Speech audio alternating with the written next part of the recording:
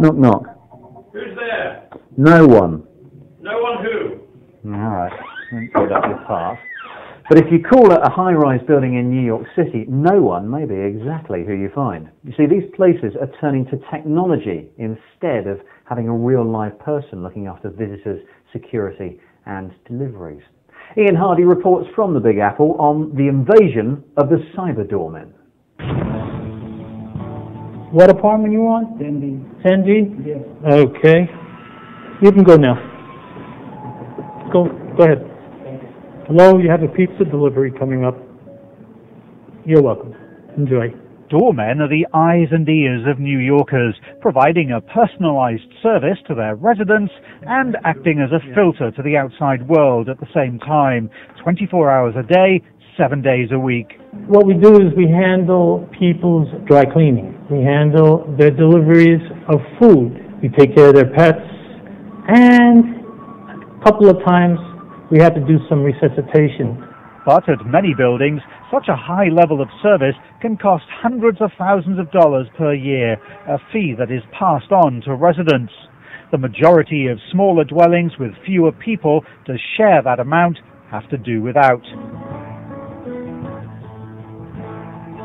But there's an alternative which, thanks to technology, is becoming more popular. An operator who is stationed miles away now controls the latch.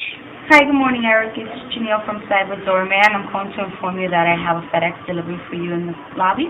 Cyberdoorman installs a remote access infrastructure in your building, including a camera setup. Visitors who come to the front door intercom get connected to a live person off-site based in the South Bronx. She, in turn, calls the resident at home or work to get permission to let the visitor or delivery in. Okay, so I'll let her in and you guys can send us her information. Using an encrypted internet connection, multiple video streams are securely sent back to base and stored using the latest compression technology. Yet the voice part of the interaction is done through old-fashioned analog phone lines rather than VoIP. With internet phones, although they are so prevalent in the marketplace, our one detriment is if the internet would go down, we would lose contact. With the existence of the regular standard telephone line, when the internet goes down, we're still able to actually speak to the visitors over the phone line. 5A. Okay, what kind of delivery, sir? The Cyberdoorman service is staffed, ironically, almost entirely with females. Unscientific surveys have found them to be more popular than male voices and better able to diffuse confrontations with fired nannies and dumped girlfriends, for example, whose entry privileges can evaporate overnight. At Metro 92, a building marketed to young professionals, the package room, a critical part of most lobbies, can be remotely unlocked and even has a fridge inside for fresh food deliveries.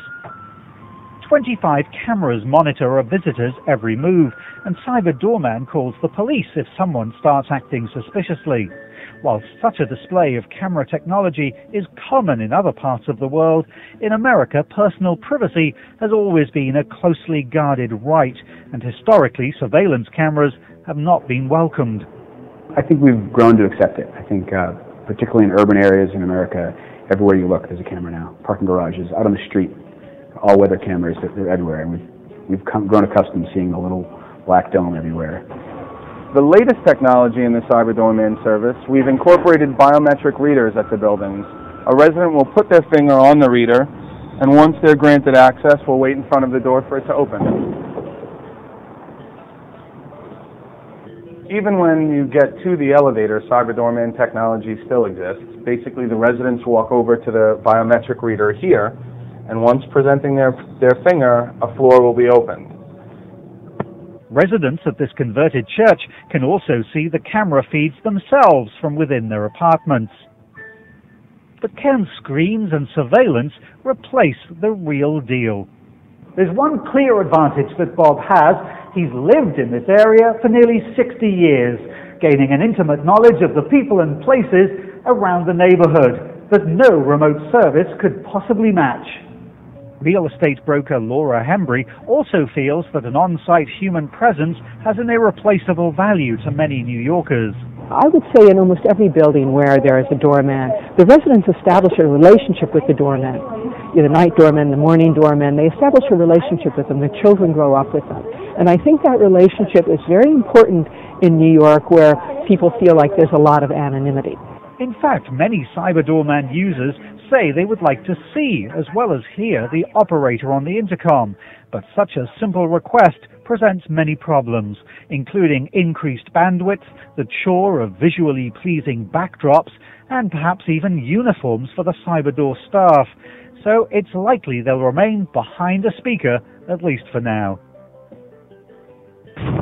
Ian Hardy in New York. Now it's time to fire up the browser, grab your mouse and disconnect the phone. It's surfing time.